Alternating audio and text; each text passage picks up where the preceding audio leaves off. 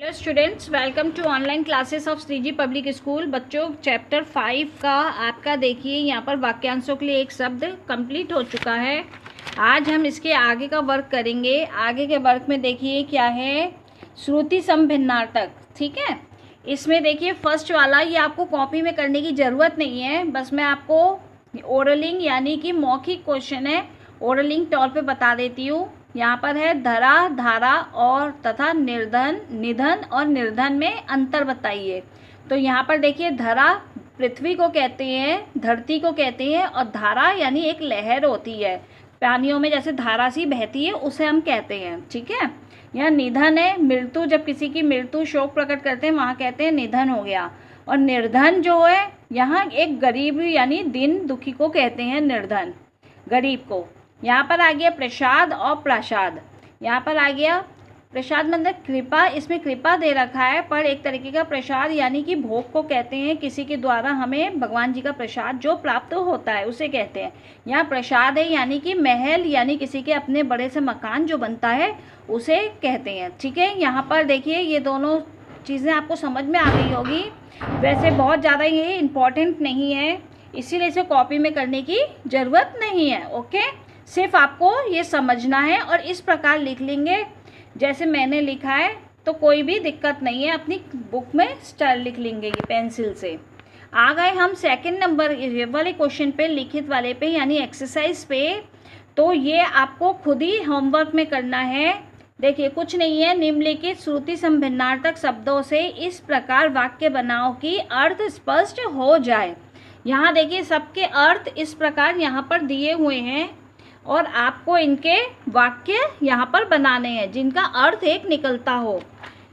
ठीक है, वाक्य हम कोई भी वाक्य बनाते हैं, अगर हमारे कोई भी वाक्य होता है छोटा सा भी, तो उसमें हमारा अर्थ निकल के आता है। सेम इसी प्रकार यहाँ पर हमें वाक्य बनाना है, तो ये आपका होमवर्क है। नेक्स्ट आ गए, कोष्ठक में से उचित शब्द छांटकर रिक्त स्थानों की पूर्ति कीजिए। यहाँ देखिए कोष्ठक में है, मैंने निशान लगा दिया है, राणा के डैश में कभी किसी ने हार स्वीकार नहीं की, तो उनके कुल आ जाएगा। दो होते हैं कुल और कुल, तो ये कुल आ जाएगा यानी उनके अपने वंश में। आप डैश पीकर थोड़ी देर आराम कीजिए यानी पानी पीकर। जयपुर के राजा का डैश बहुत बड़ा था, उसमें 300 से अधिक कमरे थे, यानी प्रासाद महल बहुत बड़ा था।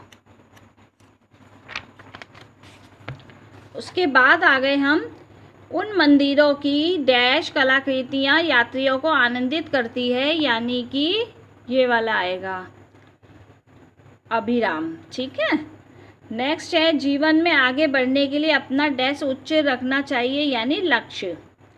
इसी प्रकार ये दोनों भी हैं, पहले वाले में आएगा उपयुक्त और इसमें लास्ट वाले में आएगा नियत। ठीक है, ये आपका यहाँ पर कंप्लीट हुआ। नेक्स्ट आ गए हम एकार्थक शब्द में। तो एकार्थक शब्द को भी क्रॉस लगाया है, इसे भी आप छोड़ देंगे, कोई मतलब नहीं है इनका। ये भी सेम वही है, वाक्य बनाइए अर्थ स्पष्ट हो जाए, आप इसे देखेंगे यहाँ पर और वाक्य बनाएंगे। ओके, वाक्य बनाना है यहाँ तक। अब आपके लिए यहाँ आ गया है, ये आपको मैं कराऊंगी। निम्नलिखित वाक्यों में गलती से अनुचित शब्दों का प्रयोग हो गया है, आप दिए गए शब्दों उचित शब्द भर चुनकर वाक्य पुनः लिखिए। देखिए यहाँ पर शब्द दिए गए हैं जिससे हमें ये वाक्य पूरा कंप्लीट करना है। जैसे कल सड़क दुर्घटना में कुछ लोगों का निधन हो गया। ठीक है, यहाँ निधन दिया गया है, तो यहाँ पर आपको क्या लिखना है, कल सड़क दुर्घटना में कुछ लोगों की मृत्यु हो गई। ठीक है, इसी प्रकार तुम्हारी हालत देखकर मुझे आतंक है, तो यहाँ पर आ जाएगा भय है कि कहीं तुम फेल ना हो जाओ। इसी प्रकार यहाँ पर देखिए सारे किए हुए हैं 6 नंबर तक। आप लोगों को जब मैं इसकी पिक सेंड करूँगी तो आप उसे देखेंगे और इसे फिल करेंगे। ओके, नेक्स्ट है आपका सही अर्थ से मिलान कीजिए। यहाँ पर मिलान देखिए 6 नंबर तक है, नंबरिंग डाल दी है मैंने, तो इसे मैच मिलाएंगे। वर्क कंप्लीट हो चुका है। ठीक है, आज आपका ये चैप्टर पूरा कंप्लीट होने वाला है स्टूडेंट। नेक्स्ट डे मैं न्यू चैप्टर स्टार्ट करूँगी। इसमें देखिए निम्नलिखित प्रश्नों के उत्तर दीजिए, यानी कि ये वाले में अन्य व्यवहारिक शब्दों की सूची, इस वाले में पेज नंबर 59 के, इसे हम कंप्लीट करेंगे। कागज के समूह को किन नामों से जाना जाता है? 1 वर्ड में आंसर देना है, तो जिस्ता या रिम है। इसी प्रकार आइए आप अपनी नोटबुक में लिखेंगे ये क्वेश्चन, ठीक है, यानी कॉपी में। दूसरा है मेमना तथा छोना किनके बच्चों को कहा गया है? मेमना बकरी और भेड़, और छोना मृग और सूअर के बच्चे को, ठीक है। सिर्फ आप इसी प्रकार 1 वर्ड में लिखेंगे। ग नंबर है रंभाने और डकराने वाले जीवों के नाम बताइए। रंभाने गाय और डकराने सांड। यहाँ देखिए मैलान करना है। मैलान में भी मैंने यहाँ पर मैंने पॉइंट्स बना दिए हैं, जैसे क ख ग घ अण। यहाँ पर पंख है तो फड़फड़ाना, शस्त्र है तो झनझनाना, हवा है तो हवा है तो सनसनाना, बिजली कड़कना, दांत किटकिटाना। इसी प्रकार यहाँ पर सब किए हुए हैं। समूह और उनके संबंधित चिन्हों का मिलान कीजिए। यहाँ देखिए ये है, इसके संग में मिलान किया गया है, ये भी मिलान है, यहाँ मिलान है। निम्नलिखित बोलियों और जीवों के मिलान कीजिए।